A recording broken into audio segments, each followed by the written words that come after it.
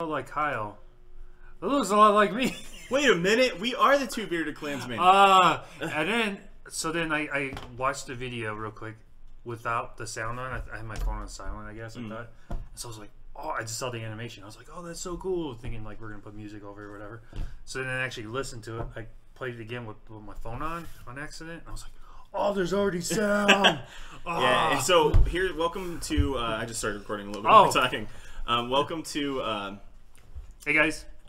The former just Game of Thrones LCG segment, which is now Two Bearded Clansmen. So Two Bearded Clansmen is just what we're calling ourselves because we're bearded and Clansmen. Actually, your name is going to be Kyle, son of Kyle. Okay. Son of Kyle. Dom, son of... Oh, wait. No, I'm Dom, like Shaggy Wolf. Okay, cool. That's fine. Shaggy Wolf and Kyle, son of Kyle. Shaggy Sweet. Dom. So we just retitled. You'll see you've already probably seen the new intro, and we just wanted to make it less generic. So now you have a titled segment, and you can go tell your friends about it. So thanks to Dalton Van Hooser, who did all that stuff, did the new design for the logo, and did the intro video. Thanks a lot, man. That was great. Thank you. So we're just gonna dive right in. We're gonna try to implement the rating system again. I think was it like 1 out of 5 or was it like A, B, C, D, E, F? It was 1 out of 5. Okay. And if it wasn't, then we can, figure that out later. So the first card we got in the Kingsmoot chapter pack, which is the 3rd pack of the Old Town, the Archmaester's Key cycle, Archmaester cycle, is Ramsay Snow, the jerk of a jerk. 5-cost character with a military and intrigue icon with 3 strength. He is unique. He's not loyal. He's a bastard, and he's got House Bolton traits. And it says after Ramsay Snow enters play, if each player sacrifices a character of Able. Yeah. I haven't really had a chance to play Stark in a long time, so I can't say good or bad about this card. So the only thing I know about Stark is that they like it when they have sacrifice outlets. And I guess if you're doing stuff for 5 gold, I don't know if it's good, but like if we ignore the 5 gold and look at like everything else, you get an intrigue icon, you get to sacrifice, your opponent has to sacrifice, and you still have an extra character out of it, which if you have the right stuff could be cool, but I mean, I think it would be good like if you bannered it with Lannister, with Aaron Hall, because then you can bounce in House Bolton characters in. Oh, that's a good point. So you can actually bounce them in for free. Maybe sacrifice a weenie or whatever you have on the board that you really don't need, and then be able to get that maybe a pricier military claim kind of thing or whatever. Yeah. So, all right, let's move on to the next one. So Ramsay Bolton, 1 to 5. 1 to 5, 3. Yeah, 3. Next one we got is Dreadfort. It's a 2-cost location, non-loyal. Is unique. It's House Bolton and the North traits. And it says reaction after a character you control is sacrificed. Kneel the Dreadfort to choose a House Bolton or non-Stark character. Yeah. I guess, I mean,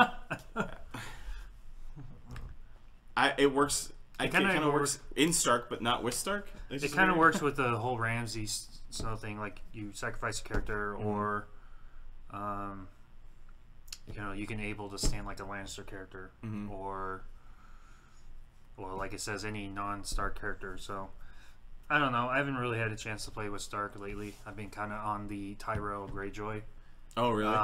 Swing right now. So I'll have a little bit more to say about those cards than this card, but I would give it probably a 2.5. 2.5?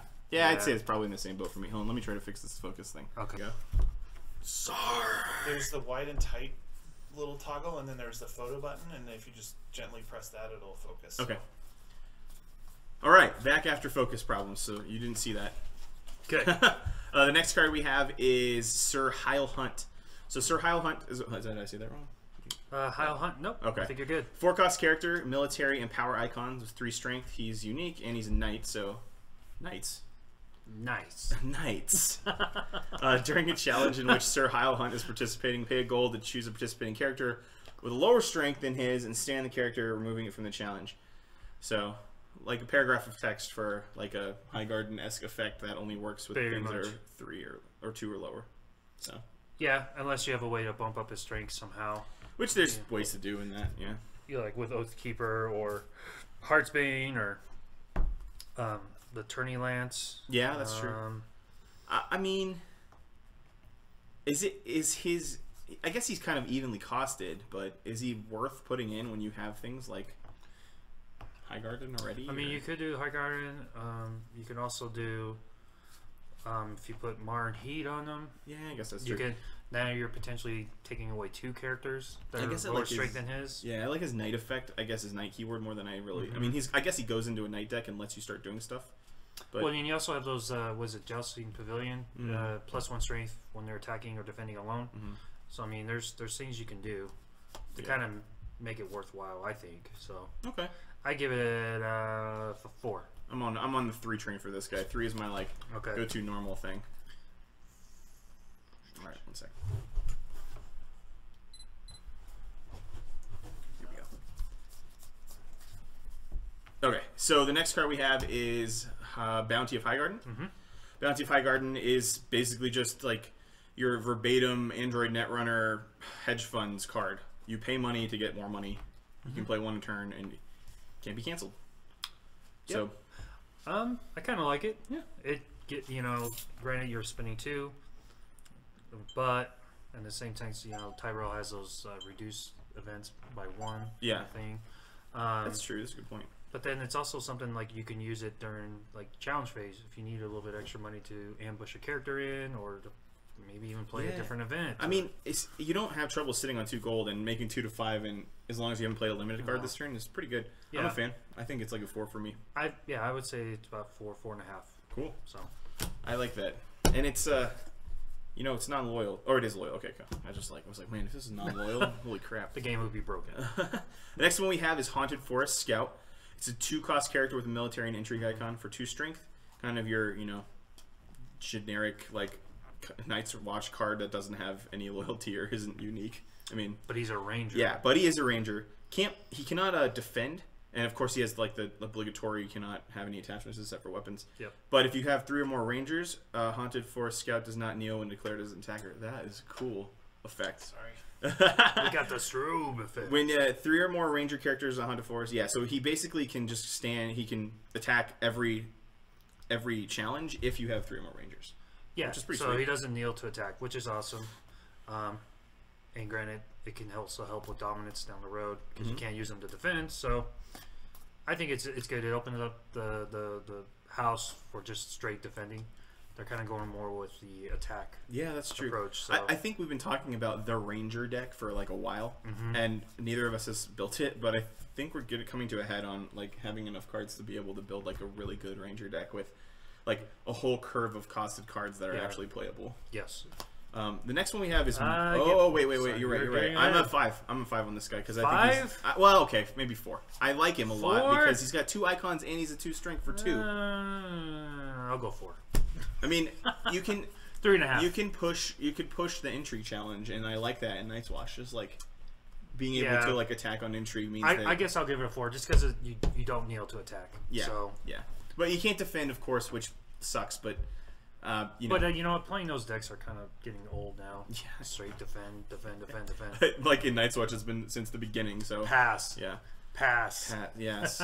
Molestown, 1 cost. Location. It's unique and it's loyal. Yes. It's got the North trait.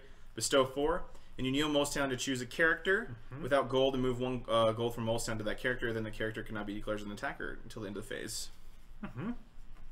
It's a weird way to get gold on a character that may not ever be able to have gold on a character, and I wonder if that has any effects overall with interactions in the game, like. Because I don't know if some cards say, like, they don't reference bestow exactly. They say, like, gold on a character. So I wonder if you could, like, put gold on a character that doesn't have it to give them something. Let us know in the comments. Yeah, I'm not too sure, but one thing you could do is, it doesn't say an opponent's character, so you can throw it on one of your characters that might have the bestow on it. So you can trigger their effect again, like Begging Brother, or... Definitely. I'm trying to think of whatever other bestow cards that Night's Watch has, or your Banner House has. I can't think of any else right now, but I think it's good. And if you're not planning on using to attack with that character anyway, it doesn't really matter. Yeah. So. And you can still defend, which is still nice. Yep. So, yeah. I give it a 3.5. Yeah, I think I'm there too. I like the idea of control in Night's Watch, but not in a so there's control in Night's Watch, which was like builder, which is like you don't do anything because you can't. That's like type of control, but that's not what I mean when I say control. And we're blurry again. I know. We'll just talk through it, and I'll probably do it Okay. again. I like the idea of like active control, where you can choose to like you get to choose what you're controlling on the board, which makes it a little bit more fun and playable. So yeah, and you can also do it to an opponent's character. I mean, it can kind of change up their game plan. So. just try not to do it on our bestow characters because that's like really bad. Yeah, don't do it on their bestow characters. Hey, look, we're not blurry again. Hey, It's going. It's trying to figure itself out. Cameron, you take the time that you need. We're just going to keep talking through, and you let us know when you're ready to not make us blurry. The next one is going to be Lyceum Pirate. It's a 4-cost character in Baratheon. Sorry, I'm not saying the factions, but you can see them more. You can follow your heart. Baratheon. We got a military and intrigue icon with 3 strength, non-unique and non-loyal. It's a raider smuggler. So I can't think of any. Have we seen any cards that reference smuggler or raider before? Yeah, Davos. Does he? Okay. Yeah. Yeah, but like, come on, 1 card out of like the 700 I know. we have. I guess you're right. I'm sure there's other smugglers. I just, on top of my head, I don't know. Okay. It's probably in the Greyjoy faction, to be honest with you. That's true, but I like this card in the Greyjoy faction for its first thing. You're going to have a warship out with Greyjoy, so putting Lyceum Pirate in means that you're going to have a 4-cost character with 3 strength and stealth. Yep. Which is nice. And if you just wait, the next card, it's a warship. Yeah, right. After you win a challenge in which Lyceum Pirate is attacking, move 1 gold from the losing opponent's gold pool to, or card to that player controls to your gold pool. So sucking bestow away from something, or just taking their money so they can't play events. Yeah. I like this card a lot. Yeah. I think this card's a 4 for me. I would have to say the same. I like it just because of, you have the intrigue and the military, plus the potential with stealth. So. And it fits into that deck that I really enjoyed playing, which was like the Spears of the Merlin King deck, which is like just seems to be kind of getting support, in the sense of there's already so much save in that deck, and getting things that are actually offensive is really nice too. So you have like really good targets to choose to save, or enough targets that it doesn't really matter what you're choosing to save. Exactly. All right, next one we got is in fact a warship. It's a 2-cost location unique called the Laughing Lord, and this one's non-loyal too, so this one could even be thrown into. Are you the Laughing Lord? Yes, I am. What Shaggy? What do they call you? It's Shaggy Dom. Shaggy Dom. Okay. Kyle, son of Kyle, get with it. I know. It's like I don't want to say dog, but I feel like Dom. I know.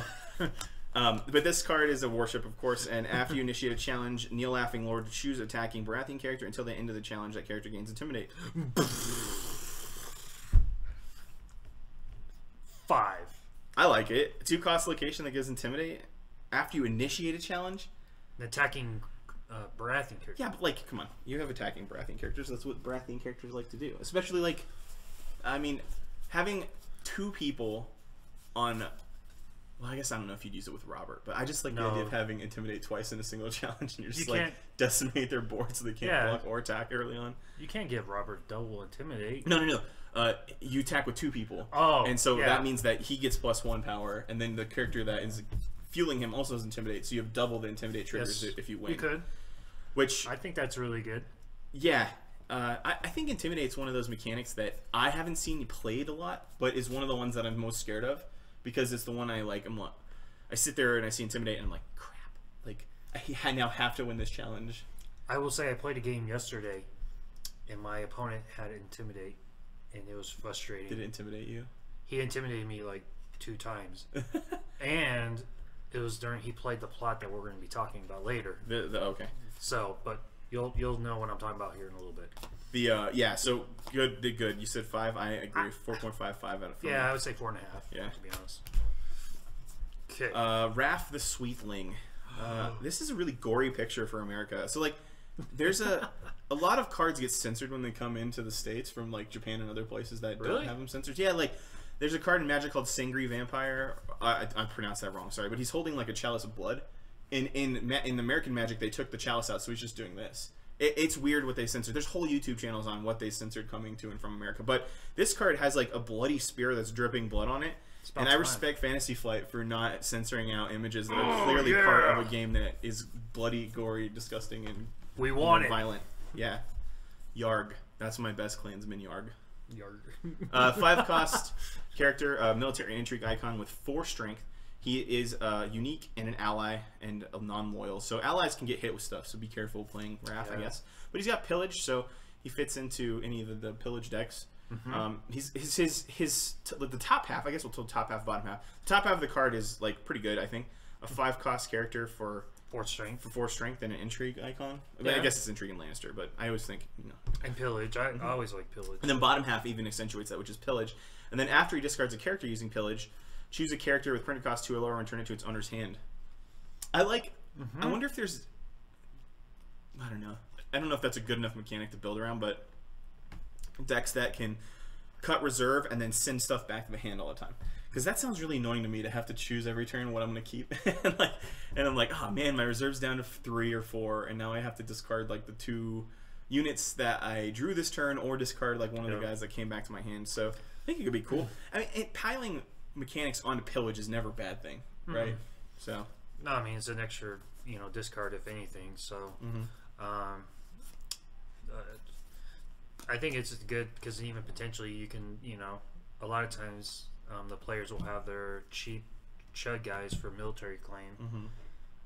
So if you're able to use him for the intrigue, for example, do the pillage, send a character back, then you do your military.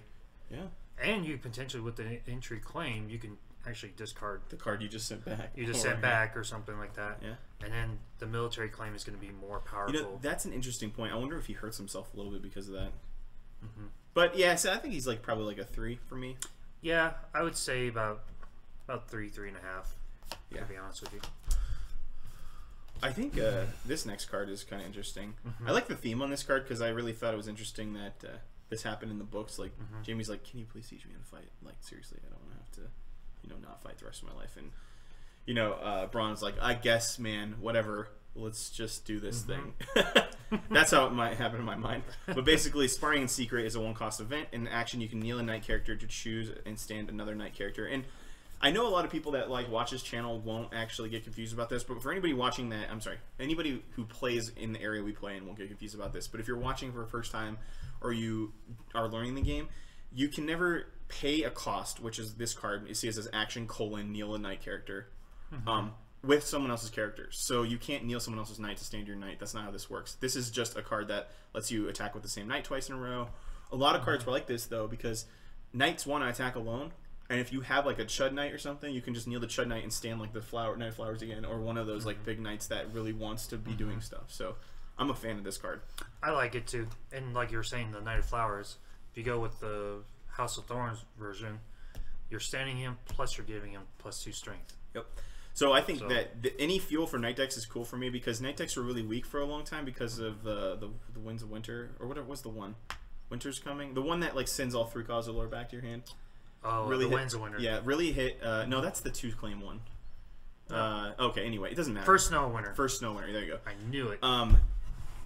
That card was really hurting knight decks early on when we started, and because there was no really heavy knights, and knights didn't have a lot of econ or something. But cards like this could side into knights, and there's a lot of knights in Lannister, I think, or knights that are playable. Or even Lannister. Like if you sub Tyrell. Yeah, that's true. I mean, I would go main Tyrell and like Banner Lannister, right? Oh yeah, that's true because it is non-loyal. So, but I think it's cool. I'm a fan. I like it. I'd give it a 4. Yeah, 4. In a knight deck, this card is 5 solid, but it's not. Well, that and I like the Daring Rescue. Card too. So, I think it's just kind of cool. We're getting to my favorite cards in this set. Oh, Greyjoy. These 2 cards are so cool. 7-cost Asha, the Tricon Asha. Yep. For 5, 7 for 5. We've seen 7 for 5s with Tricon before, and people willingly pay this. And she's a lady, so you get noble cause reducers and all that kind of stuff. Great Hall noble cause makes her 3 cost. But she's a captain. Exactly, and Ironborn. So now she's like doing Ironborn stuff. Pillage and stealth are base things she has all the time. So go Asha, you're pretty bamf right now. And then let's look at her reaction ability. Your BA. Yeah, loyal too, by the way. If you didn't realize that this lady lord basically character for Greyjoy was loyal. After Asha, Greyjoy discards a card using pillage. Search the top X cards of your deck and for a card and add it to your hand. Shuffle your deck. X is the number of cards losing opponents discard pile. So the fact that you can just like draw a card like on the first time she attacks is really good. Like if you have no in the very first turn of the game, if there was nothing in graveyards, which would very much surprise me if there was nothing. But I mean, you put like 2 or 3 pillagers out, and if you're that same game I was telling you yesterday. I was playing this Greyjoy, and it was pillage, of course. I wasn't able to get her out until later on in the game. By that time, I had, I think it was like 15 cards in the opponent's discard pile. Oh my gosh! And so I was able to search my deck, the top 15 cards each time. And so I see this card being really useful in like a rush, because like if you do like Lords of the Crossing and you're getting +2, you're gonna like get a 7-cost character that can pretty much win because it's stealthing. I mean, we can assume. Yeah. And then you're going to be like tutoring out cards that from your deck that you need to keep winning. Yeah. So like it seems to have synergized really well with the ability of like hitting, because hopefully by that time too, if you're running like a pillage crossing deck, you've already pillaged some cards, so you're even getting more every time you attack with her. I think she's good. I'm 5 in her because I like Greyjoy a lot and I'm a fanboy. That's my I'm 5. I'm gonna give her a 6 just Whoa. because I can. You can, because you made up the rating system. I just make it up as I go. Okay, fair enough. That's fair. 6. So this is like, whose line is it anyway? Yeah. Where the points mean it's nothing. a 5+. All right, so our next card, I think this card is legit. Most of the time when you're playing Rush and Greyjoy or any Greyjoy deck, playing 2 for an event isn't something you really want to do, but after you win Dominance with Kingsmoot, you get to choose a unique Greyjoy character you control, and it gains 1 power for each unique Greyjoy character you control. That's awesome. Yeah, it can be a couple of power that needs you to get over the edge. Yeah, I mean, if you're, again, this is like, these 2 cards are very Rush centric to me, because if you're playing cards like this is it's something where if you've played the right turn, this is like a non-challenge based supreme, what is it called? The one that like lets you get an extra power or take an extra power when you win challenge, if you win by 5 or more. It's like a neutral card, but basically there's cards like that just let you like stack power, and those cards are really necessary in some of these Rush decks, and this card is like fits in faction. It's kind of like the Baratheon, the Chamber painted table. Yeah, and it's loyal, so you can fealty reduce it. If you don't want to run Lords of the Crossing, you could like use fealty to play for it. But I don't know. I'm a fan. I like Kingsmoot. I like it. I haven't tried it fully yet, but I'm gonna try 1 copy. So I give it 4 for me. Give it a 3. I'm again fanboy of Greyjoy. Yeah, it rhymes, so it's good. 2 costs. We are into Targaryen. Targaryen. Show me your shirt. Oh, Dracarys? Yeah, like there you go. See, it's like Jurassic Park, but like it's not. But it's cool. Yeah, but whoa, it's just Jurassic Park, not cool. Jurassic Park is not cool. What? They've have like 8 movies of them. Like, come on, 4. the dinosaurs die at some point. Come on. They never die. Dragons that are better which is than dead dinosaurs. can never die. Okay. Dragons are better than dinosaurs. Dragons are dinosaurs. They're better. Okay. They breathe fire. They breathe fire. All right, we got Jiqui. I don't think we've had Jiqui before. I can't remember which companions we do and don't have because there's so many. But intrigue and power for 2. She's a unique and loyal character. I like right now the top part of her card because 2 for 2 and a Bicon is good. And companions in Targaryen can do things if I recall correctly. Yeah, they have that 7-cost guy. After you win with him, you can stand and take control of a companion character. Oh yeah, okay. After you win the challenge, discard 1 card from your hand to have a participating lady or lord character gain 1 power. Not too bad. I mean, she break her chains. She comes out with break her chains, right? Yeah. And then she starts like getting more power, and you're like, cool, this is fun. I'm okay with this. Exactly. And discarding cards isn't terrible. 1 card for 1 power is not a terrible trade-off. That's actually probably a really good trade-off if you do all the math. Well, if you think about it, depending on what cards you're discarding, like if you use Flea Bottom, you can discard cards to gain the power and then just Flea Bottom in. Yeah, later. that's a good point. You know, especially if it's like Second Sons or. Yeah, there's definitely a deck for this card. That's it. It'll probably just sing in. Oh, I'm sure. Yeah. I would think like because I made a Targaryen Red Door deck. I think this would be good. Oh, did you? What do you have? What do you pull out with Red Door? Plaza Punishment. Nice. Why? I mean, you're right. It's good. It's good. It's the best 3-cost location they have. But then you're able to potentially get more than just 1 character out. You have a couple of these cheaper guys. So yeah, cool. I kind of like it. 3.5, 4 for me. I'm gonna give it I like getting power. 3. Okay. 3.5. Yeah. Okay, So, I got this one. The Yeah. Skahazadon. Is that how you say it? I think so. Skahazadon. I think I remember hearing someone say in a book, and it was like Oh, I know this one. Okay, I'll go with it. What did you think it was? The Shyamalan, the M. Night Shyamalan. No, 2-cost location. It's a loyal unique, and it's Essos. Essos. And after you reveal a plot card, kneel this Skahazadon and discard 1 gold from your hand to gain 2 gold. 3 gold instead if this plot has... 1 card. What did I say? 1 card? You said 1 gold. 1 card. Discard 1 card. Oh, okay. Sorry. Discard 1 card from your hand to gain 2 gold. 3 gold instead if the plot has a summer trait. Yeah, it could be good. I mean, there's actually, and I was just thinking about it. Targaryen has those cards. Like if you have less cards in hand than your opponent, that bears or Selmy. That's right. Stand them. You got those guys that gets -1 strength for each card you have in your hand. So it could be a trade-off. Like even though you are discarding cards, you're gaining strength and. They're getting fuel for that mechanic stuff finally. I actually think this card's pretty sweet, just because. I mean, this game is one of those games where you could have a dead hand. You can have cards in your hand you cannot play. You can't commit them to things. You just don't have the money. And trading a card that you wouldn't or you can't play, don't want to play, or is not helpful at this point for money to do something you can do, I don't think would be good. Or I don't think would be bad, sorry. And you're going to, I don't know. A lot of the Targaryen decks I've run are probably running summer plots, at least Close Call, because Close Call is pretty cool. Yeah. But there's so many good summer plots, like trade routes, what is it? Calm over Westeros. You got like Harvest. You have Harvest. Yeah. All that stuff. I think it's. I mean, if you're running the summer deck, this card's money. Oh yeah. But is it better than the? I don't remember their like 2-cost econ location that came out in the last cycle. But it was if you have so many characters in the dead pile or something, you get 2 gold.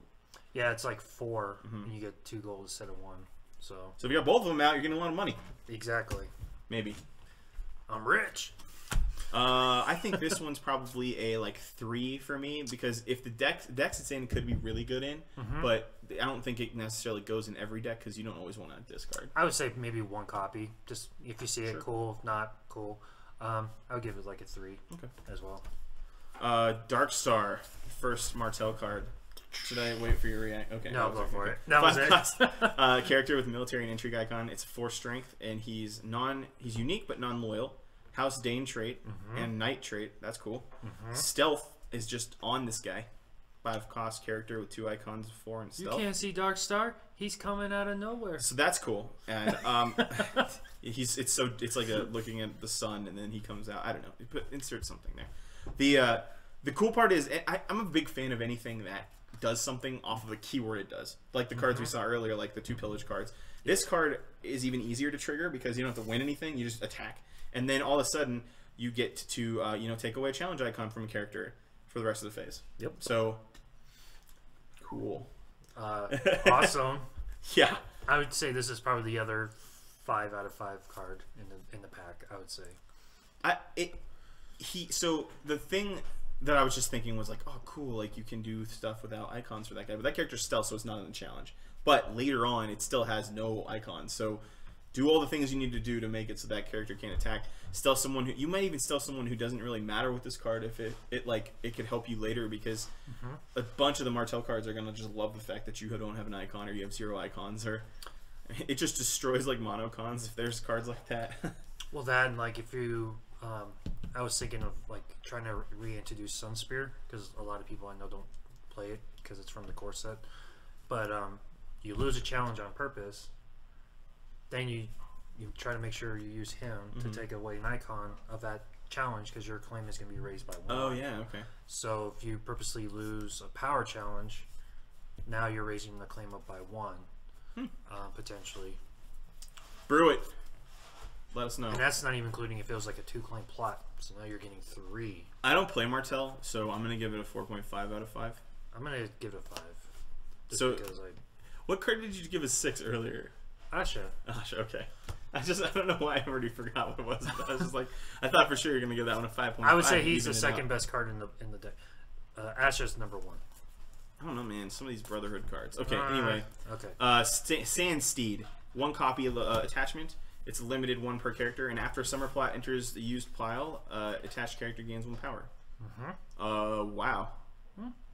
I'm cool with that. Yeah. the type of Martell decks I play usually are bouncing characters in and out. So like for me, this probably wouldn't be the best unless I knew it was a character I wanted to keep on the board. Like, and it doesn't have the targeting restrictions too, though. So you can put it on someone like you knew you weren't gonna, couldn't bounce, or actually like literally couldn't bounce because they. True. I guess I like that about it is that it goes on any character. That's true, and it's non-loyal. And it's non-loyal, so it can go into any deck. And it all it does is just let you, like, this would go in that deck we were just talking about, Targaryen. Like, that's true. Throw it in and just start getting some more power. See, and this is why he gets paid the big bucks. No. I like this card. I think this card gets a high score from me because of its generic nature. It fits in, it can go in anything that's running summer plots and just give you some extra power. Yeah, so I think it's an easy way. I give it like a 3.5. I don't know. We have to get like a basis. Like what is a 1 or 2? Any card in the game that's a 1 or 2. 1 or 2? Yeah. Oh, there's a card that are 1 or 2. It was not We Do Not Sow. There's a card that it's like a 4-cost event in Greyjoy that I was like, this is dumb. It's the one that like gives all characters stealth or takes away stealth from all characters. Yeah. I'm like, that's a 1. There you go. There's a basis for judgment. There's 1. All right, our next card is Tom's of 7 Streams.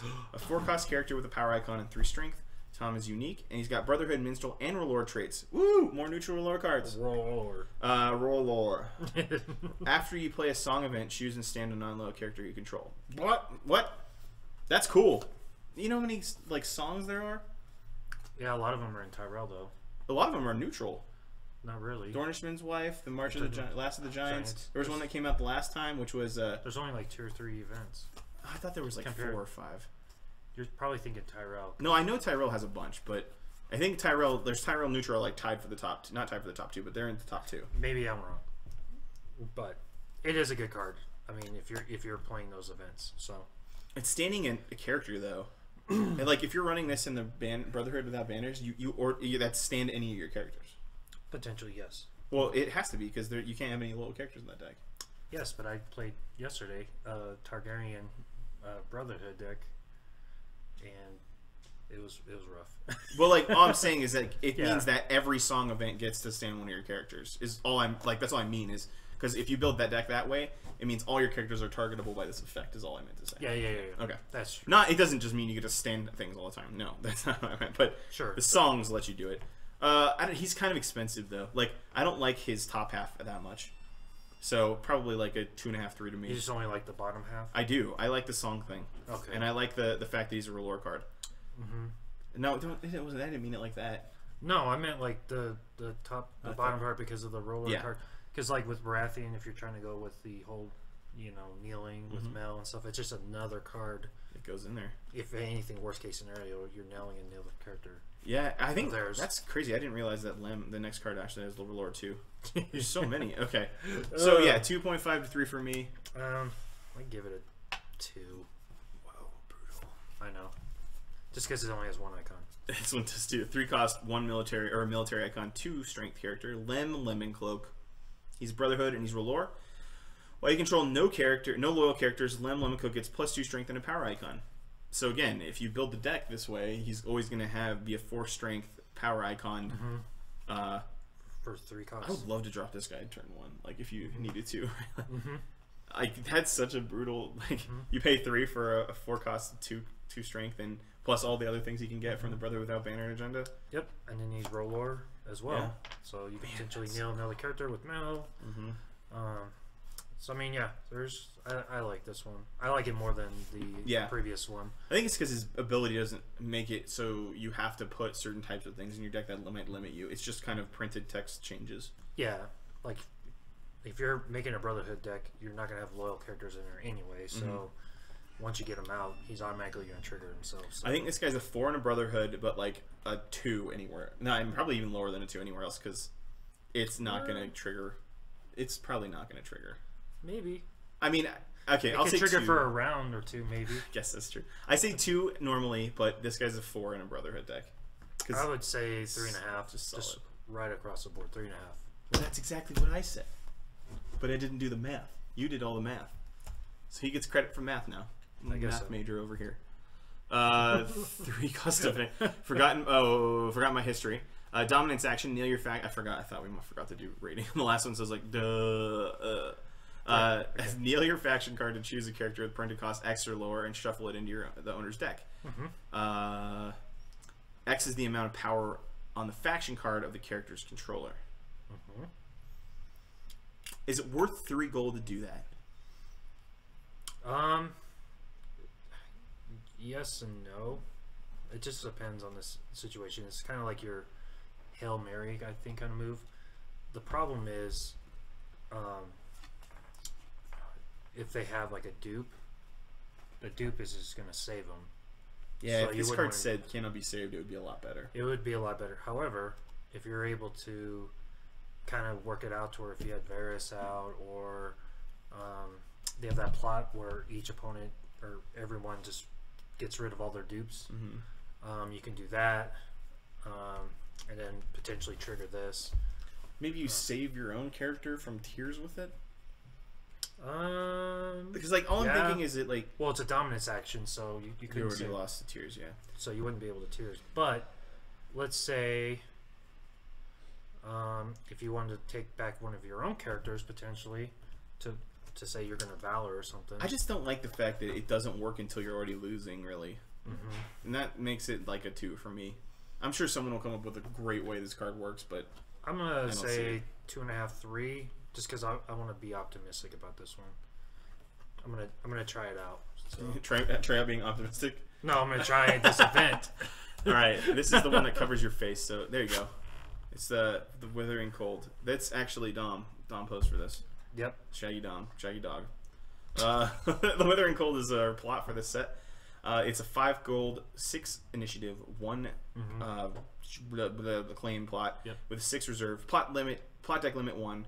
Skip the standing phase this round, and it was designed by the 2013 North American Championship, Steve Simoni. Sorry, Steve, if I got your name wrong. Steven Simoni, sorry. Yep. So that's kind of interesting. I like it. What? It sounds like it's just like one of those wall things, though. Like it just delays the game. Like what does this do for you besides just like making the game take another turn? Well, I'm glad you asked, Kyle, son of Kyle. As I was saying earlier, the game I was playing yesterday, he had Targaryen Brotherhood, which, you know, shout out to Tim. He's a great player. But anyways, he had a way to intimidate with Littlefinger, of all people. I know, that sounds funny. Littlefinger, intimidate, and then he had that 7-cost Targaryen character where after you win you can send a companion character, so he was able to double intimidate. Naharis, is that who it is? Yeah. Dario, So, okay. he was able to double intimidate with Littlefinger, and pretty much was able to kneel my entire board that round without even me having a chance to attack. So with Dario and Littlefinger, he was able to like kneel 2 of his guys to kneel effectively maybe 4 or more of your guys, depending on who you defended with. Yeah, and with the intimidate, I mean, you're going to force your opponent to really think like, okay, if I go on oppose, or if I don't at least defend for this much, they could potentially nail one of my good guys, or you know, another character. And so it's like, and then at this point, you're trying not to kneel because you want to be able to use the character next round. However, he also had Plaza Pride out. Okay. So he was able to restand some of his restand a character, so he was able to keep more characters standing his round than mine. That's a good point. So if you combine it with the standing effects or things like that, that can do that. So like a lot of Baratheon probably, or this deck that you're talking about with Plaza Pride. Plaza Pride. You can actually win a lot off this, and the fact that it's a 5 gold 6 initiative plot is actually really good. And it's a winner. If you can, yeah, that's true. And if you can get around this thing. It probably goes in decks that can do exactly what that deck did, which is control board, standard characters, and the next turn it's like you only get what you play, and I get what I play plus whatever I stood last turn, which could be a pretty hefty swing if you needed it to be. Okay. I'm at 3 or 4 with this guy. I'm at like a 4, just because of the fact of even if you don't have the intimidate, you're making your opponent think, is it really beneficial for me to kneel this guy? to defend, or am I just going to let it go through with unopposed? I think the reason I don't give it as high is because I couldn't play it well, and that makes me feel self-conscious. Well, that's because you have to play more. No, that's not true. Yes. Theory crafting is all I ever need to do. No, you got to tell him he needs to play more. All right, well, that's it for this review here. We're gonna leave you with Ramsey Bolton, or Ramsey Snow. I'm sorry, he's not Bolton yet. He's not Michael Bolton's kid yet, I guess. He's a bastard. He's a bastard. But remember, play often, play as much as you can. Store Championship season starting in the next few weeks. Yes, actually, we just had the Pueblo one. Cool. And how'd that go? Who won? Tim won. With what? He played Tyrell. What was it? Tyrell Reigns. Cool. And it was actually him and I. He played Tyrell Reigns. I actually played Tyrell Crossing. And it was a very close game. Interesting. I like Tyrell Crossing because I like crossing. Yes, and I was doing really good. And then he had Hornhill out with 3. Which one is that? What does that do? He gives each Tyrell character plus X strength. X is the amount of gold he had. Of course, he had enough to put all 3. It's like, that's almost worse than like Tywin. Yeah, so basically every character got plus 3 strength, and he was able to trigger his reigns each time. Hornhill, with that card we just did, the bounty of Highgarden, mid-turn, you get plus 5 strength instead of plus 2 or more. Like, oh, that's so cool. Hornhill combo, Wombo combo. Okay, carry on. Hornhill combo? Well, yeah, because you said you get gold. Was Hornhill bestow? Is that what it was? It's a bestow. Okay. Gotcha. I thought it was how much gold you have, and I was like, that's why I was like, no. It's how much Hornhill has on it, and so we just swamped you that turn. It was just after that, it was being able to trigger reigns each round, basically. It was a really close game. I had a lot of fun. I'm happy that he was able to win it. What other kind of decks did you see there? A Night's Watch Steward deck. Oh, really? Yeah. Someone in Stewards? Yeah. Did it work? No. Sorry, Luke. It didn't work. Oh, Luke was playing that? Yeah, Luke was I playing love it. Luke. One of our local players always plays Night's Watch, and every time we play it, he's playing a different kind of Night's Watch deck, and that's awesome. Yeah. I try to do that with Greyjoy, but it just always falls into like one of 2 types of Greyjoy types. Yeah, and he went in with the right attitude. He knew, like, okay, this is not going to be a competitive deck, but he's just like, I'm going to try it out, and it worked just as good as he thought it would, which it didn't. So maybe if he's going to try Rangers next. I know he's tried it before, but and then that was ironically with everyone getting sick and everything. It was just us 3 at a store champ. Yeah, which was really sad. I was so bummed. Are you expecting more pitcheries? Yes. When's that at? Crap. When is that? Eric, when is ours? 17th of February. I think Petrie's is the 24th. Yeah, February 17th, 10 a.m., $10 entry. Okay.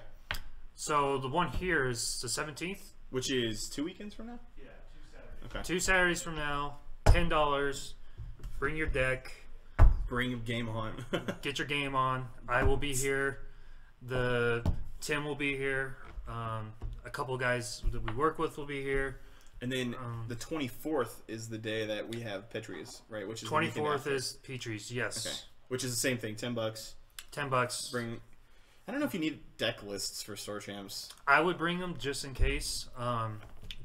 Just depends on who's organizing the tournament. I would just have it at least there in case if they ask for it. But basically, don't cheat, and you won't need to bring deck list. Is my general rule of thumb here, collector. So don't be a dick. Yeah. Pardon my French. We can bleep that. Demonetized.